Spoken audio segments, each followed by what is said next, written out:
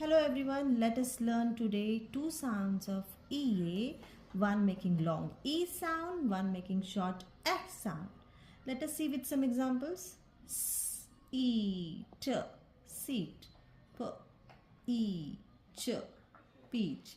L, E, F, leaf. Short S sound. E, D, head. D, E, deaf, br, d, bread. Thank you.